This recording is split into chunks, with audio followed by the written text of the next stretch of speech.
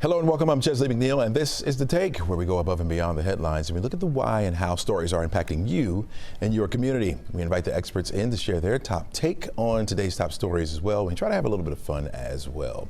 But first, we're going to start off with some breaking news that we've been covering all morning long. We're talking about a crash involving a semi and a train near the intersection of Turner Mill Road and Covington Highway. That's in DeKalb County. The latest now with 11Alive's Doug Turnbull. Hey, good morning, Chesley and everyone. And Rachel Cox Rosen and I on the traffic beat have been covering this since just when it occurred at 5 a.m. today, where behind me, the CSX train split right through a semi truck that was a car carrier carrying pickup trucks stuck on the tracks. Now, the intersection, Turner Hill Road, of course, the railroad crossing here right just like a couple of inches north of Covington Highway is shut down. And we shot some drone video over the scene here. Our photojournalist Stephen Boise did. You can see all this debris. They're having to pick these trucks off one by one because the trailer's too damaged to move on its own. And I spoke to the driver who got out of the truck only 3 minutes before the train hit it. Listen to this. Officer told me he's seen the video and I barely made it out, but thank God that everything worked out. We can get another truck, we can get some more cars. You only get one life. You only get one life. And Torrey Davis, his wife, was on scene here with him. He's still been assessing things. That truck got stuck on the tracks there, and he got out just in time. Now, I've spoken to a CSX official. They're not sure when this intersection is going to open. There has to be an investigation. And I looked on the other side of the scene. Not only are they cleaning up fluid, but also there's a utility box that got impaled by this truck. They're repairing some downed utility lines, too, but power is on in the area. Avoid Turner Hill just north of I-20 if you can. In Lithonia, Doug Turnbull, 11Alive News. All right, Doug. Yeah, what a scene out there. Thanks for being all over that. Thanks for letting us know. Really appreciate it. All right, the battle over health care in Washington only intensified this week, coming out of a record-long federal government shutdown. It's at the center is whether Congress will extend the Enhanced Affordable Care Act subsidies, which keep premiums lower for roughly 22 million Americans. That fight over the ACA subsidies is just the latest reminder that health care has always been a political tinderbox. Let's bring in Dr. Danielle Fallon. She is the Dean of Emory's Rollins School of Public Health to help us understand why this issue sparks such intense debate year after year after year. Welcome to the show, Doc. Thanks so much. It's great to be here. All right, let's start with that. Let's start with why the healthcare consistently becomes such a political battleground in the United States. Yeah, it's interesting. Honestly, while health and healthcare have always been political in the sense that a lot of our tools for making ourselves and our communities healthy are through legislation or quality standards and things like that, we haven't seen the polarization attached to health and healthcare until the last decade or so at the severity that we feel it now. And, you know, there are lots of reasons for this, I believe, but we see in all sectors of our society now that we are getting information within silos. We're sort of self-selecting and curating what we hear and what we know, and we're spending time with folks with similar thinking. And so we're not getting exposed to folks who think differently or hear different kinds of information, and that just makes that polarization worse. How much do you think of this is rooted in politics, or it's just rooted in personal experience or fear of losing coverage? Well, I think all of us care about health. I think the idea that you want your family to be healthy, the people that you love, your friends, your neighbors to be healthy is not political and is not partisan. I think what we're seeing that's different is what are the solutions or what are the tools that would help us achieve that kind of health for our families and for our communities. And that's where we see that this polarization is really mattering. It appears that it's no longer as easy to come together and have a reasonable conversation about how you would achieve that community's best health and bring different ideas to the table, listen to each other with curiosity, and then find some common ground to move forward. That's the piece that I think we're now missing. Seems like affordability remains such a sticking point, right? Even after we've had all these years and years of reform, like why is it such a sticking point even now? Yeah, it's true. And I think if we all could think through the challenges, so a lot of the conversation has been cast around the individual, which is absolutely true. If I don't have insurance, it's going to be harder for me to get care. It could be a financial challenge for my family if I do get sick and then have to pay out of pocket for things. But if we think about our whole communities, or actually our healthcare system in this country, if we do that at scale and folks cannot get preventive care or regular care, they're going to only come into our systems when they have an emergency or when they're really sick. So that will flood our emergency departments. Often those folks, because they are so sick, will need hospitalization. That could flood our hospitals. And so in the end, not providing health care to everyone creates a bigger financial and access barrier than if we just provided that affordability to begin with. So it is an individual issue, but it's also a systems issue. Yeah, you spoke about this debate, amping up over time. Has been polarized over time, or do you see? Does it seem like it's a simple, more of a heated? It's more simply heated because of the subsidy fight? I don't know that I would say that it's more heated because of the subsidy fight, but certainly when folks are looking at, oh my gosh, what is my premium going to be next year as I'm signing up for my new healthcare plan, folks are realizing this could jeopardize my ability to keep myself and my family healthy, or it could jeopardize my financial stability. And so when folks feel that kind of passion about their own selves and their communities, that leads to a kind of emotional response to things. What kind of lessons should policymakers carry forward from this shutdown and now on to this subsidy fight? I think the issue is what we've been working on in our School of Public Health, and I think what many folks are working on across the country, is we have to get back to listening to each other and finding common ground. If we start with the premise that everyone wants to make a healthy country, and what we really disagree on is the strategy to get there, then we can find pieces of those strategies that we agree on and work through those to move forward, rather than entrenching and sort of saying, I'm only going to do this one thing, or I'm only going to do that one thing. That kind of dialogue is what has been missing, and what we really have to encourage our legislators and our own communities to do more of. Yeah, given the history, the politics, the human impact, what do you think it's going to take for this country to finally move forward with a more stable and less decisive conversation about the whole matter? Dialogue. Listen with curiosity to your neighbor. Assume the best intent. Assume your neighbor also wants you to be as healthy as you want you and your family to be, and that the disagreement is really about how to get there, not whether we really want the same things. Gotcha. Dr. Danielle Fallon, thanks so much for joining us. Really appreciate your insight this morning. Thank you. Nice to see you. All right, take care. Folks, don't go anywhere. You're watching The Take, and we'll be right back right after this.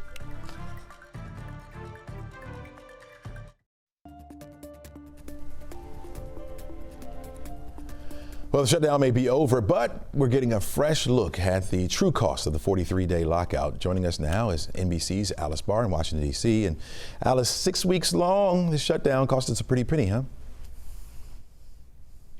It did. The Council of Economic Advisors is out with new estimates that the shutdown cost the U.S. economy about $15 billion a week. And because of that overall economic cost, the council also estimates there were 60,000 non-federal employees who lost their jobs. And that's in addition to, the furloughs and all of those hundreds of thousands of federal workers who went without pay, either because they were stuck at home or because they were working as essential workers but not getting paid. And now gradually their pay is going to start to roll out, that back pay, starting tomorrow and going through early next week. That's when federal or Trump administration officials are expecting that they're going to start getting those 6 weeks of back pay that have been owed back to all the federal workers. Yeah, plenty of workers coming back to the office and they want that back pay, but some TSA workers got a little bit of a bonus too, right? They did, yeah. So that's some good news, because TSA workers, air traffic controllers, they were so much at the heart of what we've been talking about throughout this shutdown, because staffing shortages there are felt so acutely. You need a certain number of people in order for Americans to be able to fly safely. So the director of Homeland Security Kristi Noem, handed out $10,000 bonus checks to TSA workers who had come in throughout the entire shutdown. She said these were people who came to work every day, who took on extra shifts, who stepped up and did what needed to be done in order to ensure that the airlines could keep flying, that people could keep going through the airports. And President Trump has spoken about giving those same kind of bonuses to all the air traffic controllers who also worked without pay consistently throughout the shutdown. It's not exactly clear how many of these bonuses will be handed out in either area for controllers or for the TSA officers, but Kristi Noem said that this was for people who went above and beyond. All right. The shutdown really put a spotlight on the importance of food pantries, and even though the U.S. is back open, there's still a high demand for the assistance. That's absolutely the case because we saw those SNAP low-income food benefits disrupted throughout the month of November. And in fact, people who count on those, 42 million Americans who count on those SNAP benefits, are still waiting for the full benefits to come through, though they have started to come through, we should say, today. And the head of the Agriculture Department, the Agriculture Secretary, said that the expectation is that states will be able to, the money comes down from the federal government, goes to states to then reload those SNAP cards. That this is state by state dependent how quickly they can get ramped back up, depending on how much they had shut down or prepared to be able to kind of be nimbly reopened, that those benefits should be going out today. And she said Monday at the latest. But over the course of the past 6 weeks, we saw how many people had to go to a food pantry because either they were not getting their SNAP benefits, they were delayed for a while, and then they were reduced down to 60% of what normally people had been counting on. Either that or just people who were federal workers who there was a lot of discussion at food banks about how a lot of people in line had never had to be in line at a food bank before, but they weren't getting paid. And it all put kind of a fine point on how precarious the economic situation is for so many people who live paycheck to paycheck. And we are heading into somewhat shakier times. There are a few indicators, in the housing market, for instance, that are indicating maybe, there's signs of trouble in terms of the economy. And it just reminds us how close people are and how important those community resources are that can help people bridge the gap whenever they might fall in hard times. Absolutely. Alice Barr, thanks so much for joining us this morning. All right. Don't go anywhere, folks. We got much more for you coming up after the break. This is The Take, and we're back right after this. Well, if you were with us yesterday, we told you about a deep fake put out by Mike Collins' campaign for U.S. Senate showing what appears to be incumbent John Ossoff talking about the recent concluding government shutdown. But is that the new way to run for higher office in the 21st century? Let's open this Pandora's box a little more with friend of the show, Andra Gillespie, political science expert at Emory University. Welcome back to the show. Thanks for having me. All right. Do you think this is the new way of crossing the line here in Georgia politics, or simply accelerating a trend that we're already headed toward? This is certainly a new way of crossing the line. And so when we're thinking about the use of AI in political campaigns, when we're thinking about the ethics of AI in political campaigns, it's like building the plane while you're flying it. And so what we're seeing is that there are some politicians that are going to push the envelope. And I think it is incumbent upon the community, both the political expert and consultant community, and also on citizens and voters to kind of really indicate to candidates what is acceptable and what isn't acceptable. All right. So how is using this deep fake compared to earlier forms of negative advertising that stretch the truth out a little bit or without fabricating it outright? Yeah, so, as thinking about this, I actually thought about an ad which I would never endorse because it had racist undertones to it. But that conveyed the same point without actually creating a facsimile of a person saying things in real life that could actually be used to mislead. So I'm going to go back to the Senate race in Tennessee in 2006. There was an ad that came out in October of that year that featured a montage of people saying very sarcastic things about Democratic nominee Harold Ford, right? The racist part of it was that they included a white woman in there, and so they were alluding to interracial relationships in a way that was pejorative. But it conveyed everything that Mike Collins was trying to do in that John Ossoff ad in a humorous way that was effective, in addition to the racism that made it effective as well, right? Without actually sort of creating an image of without creating an image of Harold Ford actually saying these things. I think what's very dangerous about this particular ad is that the disclaimer is too small.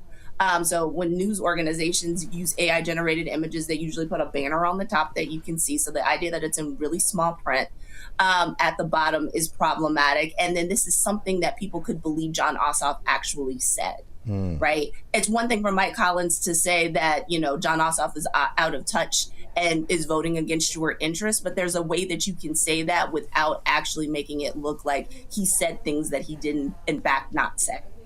And so you talked about those stereotypes, weaponize them. You think AI will make that much easier? Much, much easier. Right. And it's not just that the campaigns can do it. There are also unscrupulous individuals out there who will do this as well. And this has the potential to seep into the narrative, seep into the mindset of some people and inform their decision making if they're not being careful consumers. The other thing that I worry about is when people create deepfake images, then they don't create them, but you'll see candidates in their campaigns then kind of disseminating them themselves. So kind of sending them out again, reposting them. This is also something that's unethical. And I think if people have a problem with this, they should register it through kind of professional ethics organizations if they're part of these professional communities. But also this is something that should be factored into people's voting decisions. Should you be voting for candidates who are willing to resort to these types of tactics to, in order to get elected? I would argue that it says something about their character, that they're willing to put the ends before the means, and that they may actually be willing to play fast and loose on other types of issues. And so you got to ask yourself, is that the type of person you want representing you? All right, we got less than a minute here. I want to ask you this last question here. Do you foresee this being or getting to the point where voters feel like every video out there or every audio piece that they hear when it comes to a campaign is manipulated? Well, I mean, it actually has the potential to end up breeding cynicism and further distrust, even amongst people who could possibly be on your side. And so I think that that's also kind of the damage that's done here, is that while it may seem expedient in the moment to do this, this is actually just going to breed further distrust of the system, which is going to lead to greater cynicism, which means that we're going to have even more problems in terms of getting people out to vote and actually getting people to buy into the democratic system in the first place. So I think that the consequences of this, are wide ranging and some things we probably haven't even thought about. So it makes sense to not go there in the first place. Gotcha. Professor Gillespie, thanks so much for joining us this morning. Thank you. All right, take care. An auxiliary lane being added to parts of I-285 could be a game changer. We're going to talk about it with GDOT when we return. Stay right there.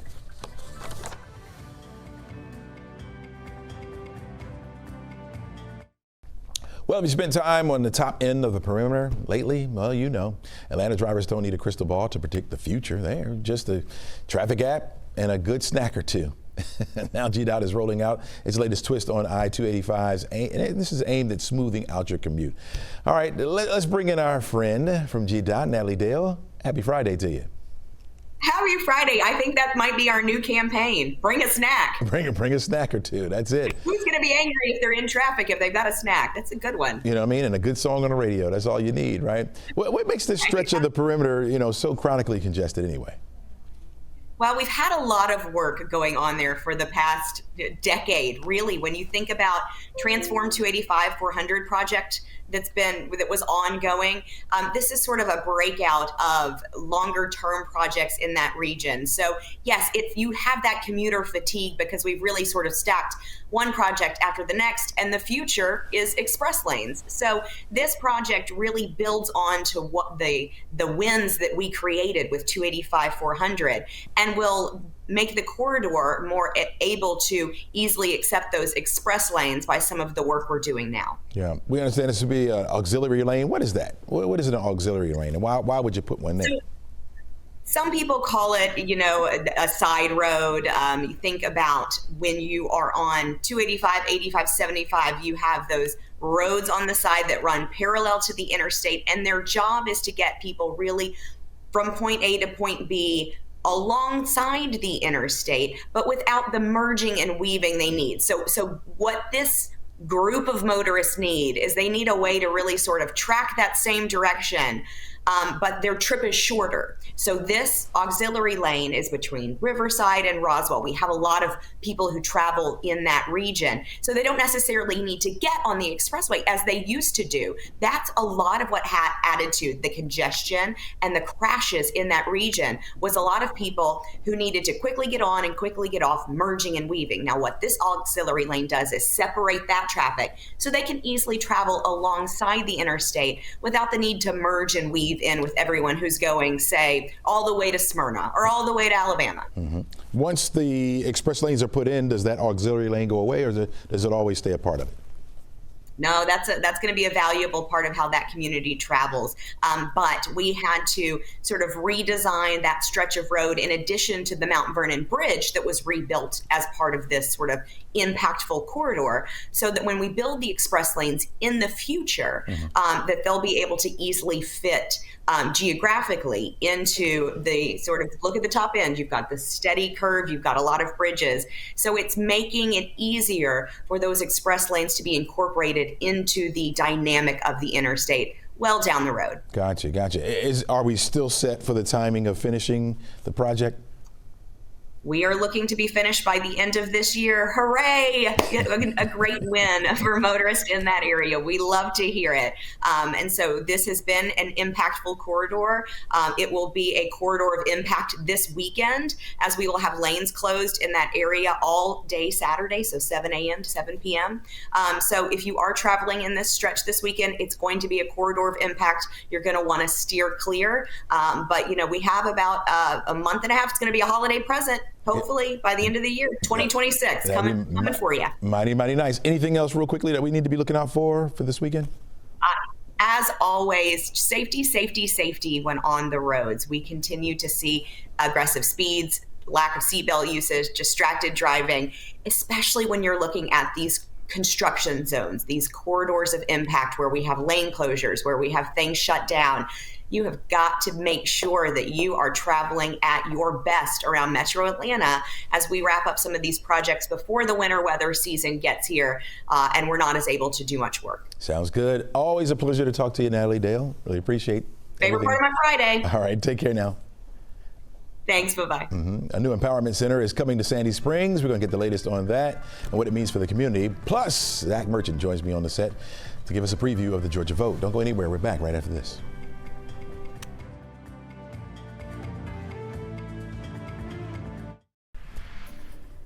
All right, the recent federal government shutdown saw Georgia's congressional delegation step up and hunker down for the 43-day long fight.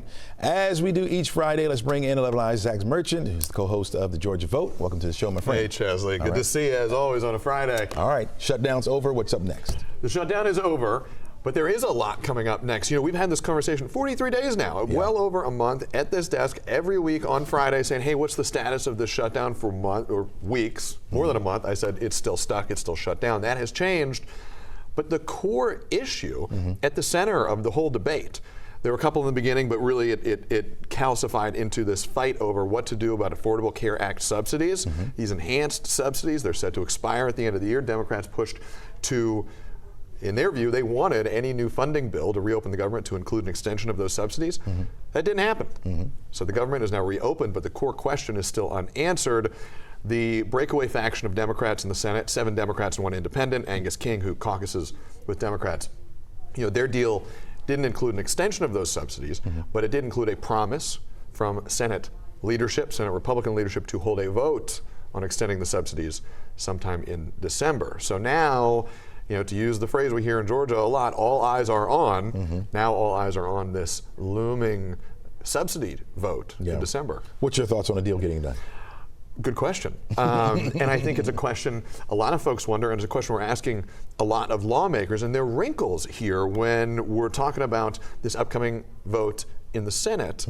Most of all, as you know, as everybody knows, you don't just have to get a bill through one chamber of Congress. You got to pass it through both. So you got to get through the Senate and the House, and then you got to get a signature from the president to turn any bill into law. The Senate has promised to hold a vote on this. House leadership, Speaker Mike Johnson, and others, Republicans, have been very circumspect about whether they're going to hold a vote at all. What we've heard from, we talked to Republican Georgia Congressman Buddy Carter, Mike Collins, others, they say, hey, that was a Senate promise. It wasn't a House promise. It's an open question if this vote will happen in the Senate and if it passes, and then B, if it gets over to the House, what the House will do with it. There are a lot of wrinkles here. How much pressure could we put on them or have our lawmakers put on them to get a vote done? There is a lot of pressure, but the thing with pressure in politics is it often goes both ways. You know, there are a lot of Democrats, a lot of the Democratic base has voiced great frustration with this group of breakaway Democrats in the Senate. Many sort of the base Democratic voters wanted to see Democrats stick in, hold the fight longer. They pointed to last week's election results where you saw big Democratic wins, both here in Georgia and the Public Service Commission races, also in Virginia, New Jersey, and New York City. And a lot of Democrats say, hey, look, like we're winning this kind of war of words here. People think we're fighting for something worthwhile. Hang in there. Republicans, on the other hand, they're celebrating. They're saying, hey, the government is reopened. And, oh, by the way, what we said, they call it a clean continuing resolution. That's effectively what happened here with some concessions to Democrats. And a big one, too, we should point out, the Senate deal did include a guarantee of back pay for furloughed federal workers. The president at times had cast a little bit of doubt about whether that would happen. So it's not to discount what the deal includes, but it still kind of kicked the can on this health care question. Yeah. And there's frustration, Chesley, too. If you'll indulge me for 30 seconds here. John King, he's the insurance commissioner here in Georgia. He's had a busy last couple months. It's open enrollment season here in Georgia. Georgia Access is Georgia's statewide insurance exchange. It's the Georgia equivalent of the Affordable Care Act exchange on the federal level. We talked to him just yesterday, and he expressed real frustration about the shutdown, about all the changes, all the question marks that have been injected into this process. And I asked him, who do you blame? And he said, I blame everybody. He's a Republican. He's blaming everybody. Wow. I never thought I'd get a chance to do this, but we have some breaking news, right? Here we go. Fani Willis case. You understand you got some information for us? Yeah, we do, guys. And read me in here if you're in the booth, because I'm just picking this up right now here. But I'm reading on the screen here, and it looks like we now have it confirmed. And this is something we've been looking for some time here.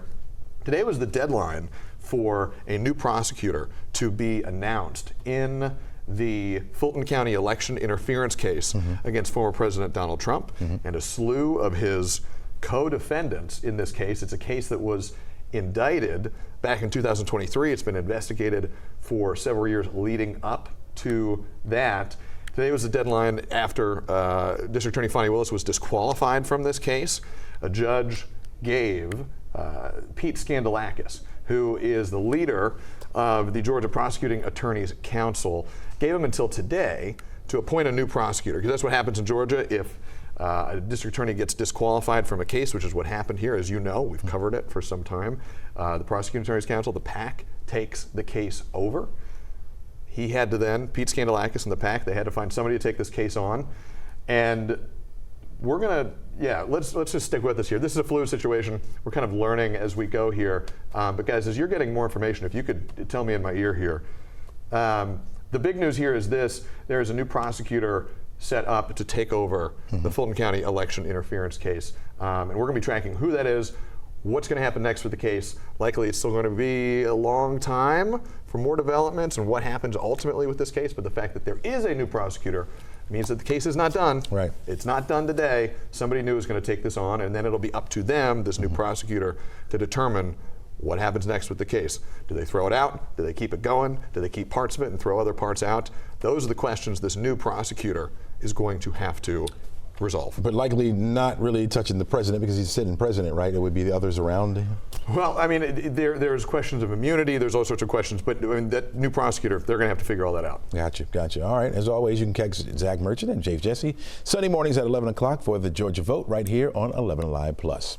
All right, Atlanta has long struggled with the economic mobility, but a major step toward changing that was taken yesterday in Sandy Springs. Let's bring in Francis Horton III. He's the CEO of the Community Assistance Center, which about their new state-of-the-art empowerment center. Welcome to the show.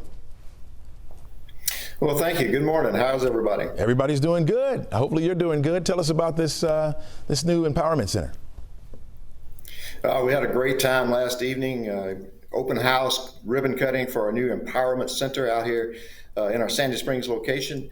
The idea of the Empowerment Center is we want to bring all of our resources together to help our families advance in their economic mobility, moving their family toward financial stability.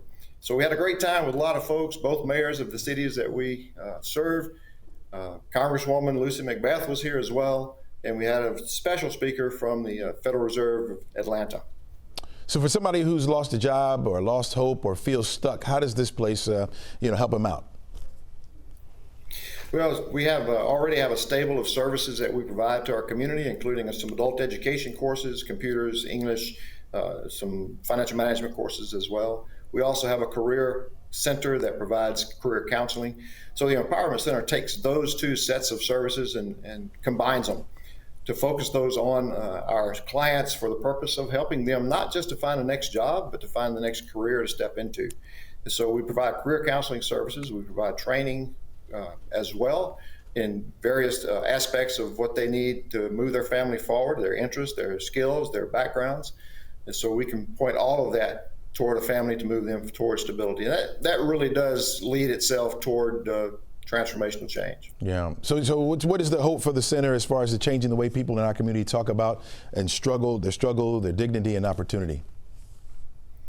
Well, what we found last year was that 77% of the people that came to us for help, and we help with food, clothing, shelter, as well as these other things, 77% of them were working at least one job. And so they need to upskill, they need to reskill, and that's what the Empowerment Center is about, helping these families to get what they need as far as skills, as far as training courses, help with rent, help with tuition for some of those courses, maybe childcare is the issue, we can help with that as well.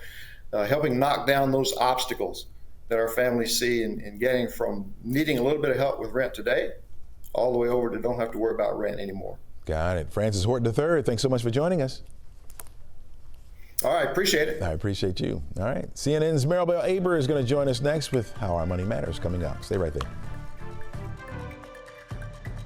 Welcome back to the show. A major farmer deal could reshape the fight against the flu. CNN's Maribel Aber joins us now from the NASDAQ market site in New York City. Good morning, Maribel. Hey, good morning, Chesley. All right, this news just coming down. Break it down for us, this huge deal.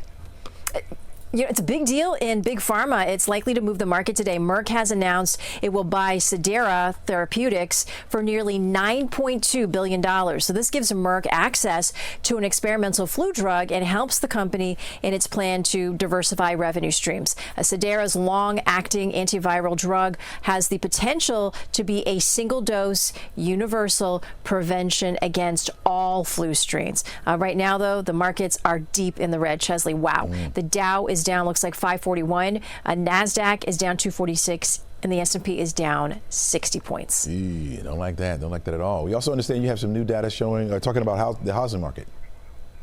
We might not like this one either, Chesley. Foreclosures climbed again in October, signaling possible cracks in the housing market. A new data by property analytics firm Adam shows a 3% rise in filings last month, which is also a 19% jump year over year. It also marks the 8th straight month of annual increases. Recent housing market data shows national prices easing slightly, but still high overall. Mortgage rates expected to fall more sharply after the Fed's recent rate cuts remain within a percentage point of recent highs. Experts say these factors may keep many people from buying or refinancing. Adam's CEO predicts foreclosures, Chesley, will keep climbing for the foreseeable future. Oh, man. And a little bit more bad news, hearing about another round of job cuts at Verizon. Okay. Verizon is set to cut at least 15,000 jobs and convert 180 stores into franchises, possibly as soon as next week. So the Wall Street Journal was among the first to report the move, citing sources familiar with the decision. The cuts reduce non-union management positions by over 20%.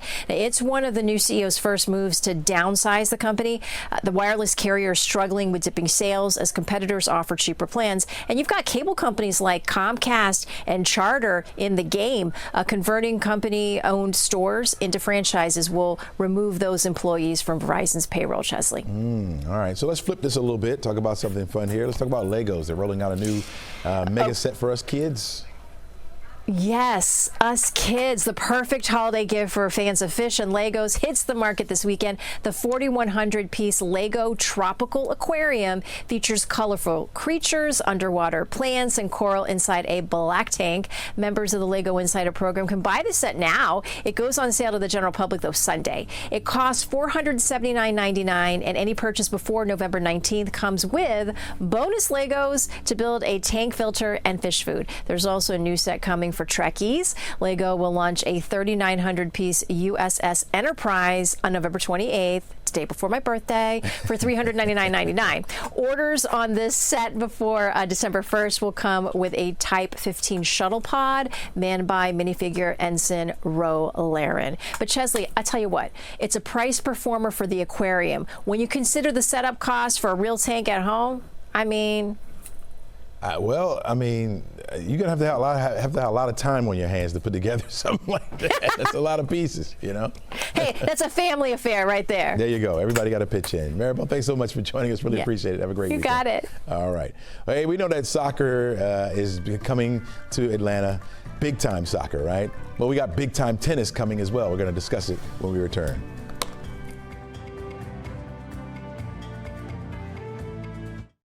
All right, Atlanta isn't just hosting world-class tennis this December. The inaugural Atlanta Cup is bringing together 4 of the game's global stars. But behind the scenes, it's also showcasing the strength of a community that's been building the sport for generations. Let's go game, set, match into the event with Rita Maluth. She's the president of the Atlanta Lawn Tennis Association, ALTA, that's what we like to call it. Welcome to the show.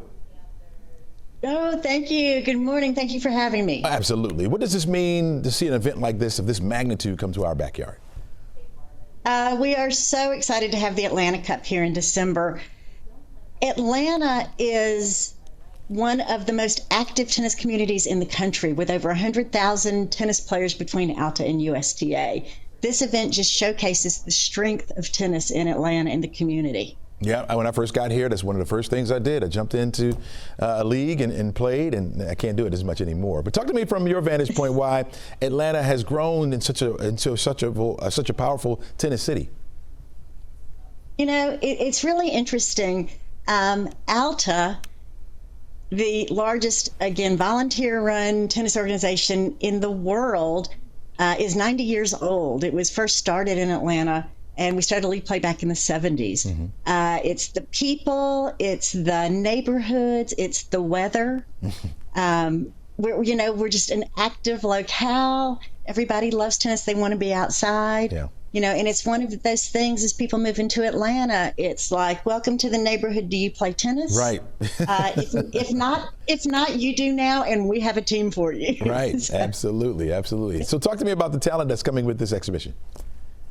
Okay, so we're so excited. We've got Naomi Osaka, Arina Sabalenka, Nick Kyrgios, and Ben Shelton. Wow. Dynamic tennis. I know it's an exhibition, but we've been promised that it will be competitive as well. Mm-hmm. It's, on the women's side, we've got Naomi and Arina, mm-hmm. With 8 Grand Slams between them. Yeah. And it's the first time we've had a world's current #1 woman compete in Atlanta since the late 1990s. Wow. So we're excited. Yeah. We're excited. How important? I'm sorry, go ahead. No, I was just going to say, and on the men's side, we've got, our own Ben Shelton, yep. who's back here. This is the only match he's playing during the holidays between tournament play. And Nick Kyrgios, and while they're friends, this will be their first meeting in a competitive environment. So we're looking forward to that. How important is it for Ben to come back here, to have him come back? Oh, it's great. It's great. He gives back to his roots. He gives back to the community, to the city, and we love having Ben back here in Atlanta. Do you look at this Atlanta Cup as becoming a major event for the city in the future? We do. We are. We've got our fingers crossed that will be an annual event. We had or have had professional tennis in Atlanta for years and years. Lost a tournament as USTA reorganized or whatever, and so we are thrilled to have professional tennis back. And again, plan for this to be an ongoing event. Yeah, as a new event launches, the city's tennis story enters a new chapter. So what excites you most about all that? Well, first of all, the timing's great. It's, during the holiday season, it's a great event for people to share and kick off the holiday season. In the past, most of our events and tournaments have been in the summertime, and the heat can be a little bit of a challenge. This is in December. It's an indoor event. So, we know everyone can relax and enjoy without having to worry about the heat of Atlanta. Yeah. Where's it going to be played? So it's going to be at the Gas South Arena up in Duluth. Okay. All right. December 6th. Yeah. Friday night, Saturday night. Which should be perfect for the holiday season. And people can go to your website and get all the information to come out? People can get the information from us from the ATA website. They can purchase tickets on Ticketmaster, and the Atlanta Cup has its own website where you can also visit to find more player information. Sounds good. Now, Rita, are you going to be out there playing a little bit? Well, I'm not sure I'll be playing, but I will definitely be out there. Yeah, we are excited. We wouldn't miss it. We are excited with you and for you, and hope that this is a great event. I think everything you said is right on point as far as Atlanta being a great tennis community. As I said, as soon as I got here, they said, "Hey, do you play tennis?" Just like you said, threw a racket in my hand, and I was off and running. There you go. Rita, thanks so much for joining us. Really appreciate it. Thank you. Thank y'all for having me. And we hope to see you at the Atlanta Cup. Absolutely. All right. We're going to have another look at your forecast plus my final take right after the break, folks. Well, we want to recap some breaking news for you from earlier. Georgia's election interference case is now under new leadership. Pete Skandalakis, the head of the Prosecuting Attorneys Council of Georgia, says he will personally take over the case after former Fulton County DA Fonnie Willis was removed from the case tied to a relationship she had with Special Prosecutor Nathan Wade. Now, Skandalakis says several prosecutors declined the role, but he chose to move forward because the public deserves a clear, transparent outcome. While actions against President Donald Trump is unlikely while he's in office, charges still remain for 14 others, including Mark Meadows and Rudy Giuliani. We'll have more on this story throughout the day right here on 11Alive Plus. Here is your forecast for today, folks, and the weekend. We are looking at sunshine. That's it. Sunshine. It's going to be a very nice day on tap for everyone. Enjoy it, right? We need some rain in the forecast area, but it's just not likely for us, especially for the weekend. The next best chance will come on Tuesday. It's only a 20% chance, so it's likely that a lot of us won't see it. If you happen to get one of those showers, consider your lawn fortunate, right? And then by Wednesday, Thursday, looking at partly sunny skies, temperatures remain well above our average. We should be around 65 degrees. We'll be well into the 70s. And it looks like maybe next Friday could be another day where we get some rainfall moving back into the forecast areas. So, yeah, be on the lookout, folks, for some raindrops. Well, be on the lookout for the sun because you're going to get that. So if you have weekend plans, no doubt about it, it's going to be nice out there, especially during the afternoons. You could probably get away with short sleeves. We got a big time football game in Athens. The game will start off with temperatures right around the 70-degree mark, but they'll start to fall off into the 60s as the game is played. It's a nighttime game, folks, so hopefully the Georgia Dogs will beat those Longhorns from Texas. We don't have to worry about that. All right, before we go, my final take. There was a time when we believed that a person who made six figures, a six-figure salary, was considered wealthy, but in today's economy, that means survival mode. This according to a new Harris poll. 1 in 3 six-figure earners describe themselves as financially distressed. 2 in 3 said a six-figure paying job was not a sign of wealth. The notion that high salary workers are struggling screams counterintuitive. Economic data shows high-income Americans increasingly power the economy by their spending habits. The survey found that higher earners are more likely today to use a credit card when they are low on cash, sell personal items, or cut back on medical expenses, or even skipping meals to make ends meet. So all this to say, folks, that times have changed. We not only have to be wiser about finding jobs to help us meet our needs, but also smarter about how we spend our money. Holiday season is coming up, folks. We have to be very careful about how we spend because, again, times have changed. Six figures used to be like, man, you make six figures? Not the case anymore. You got to go 7, 8, maybe even 9, maybe 10. That'd be mighty nice, right? Enjoy today, folks. Make it a great weekend as well.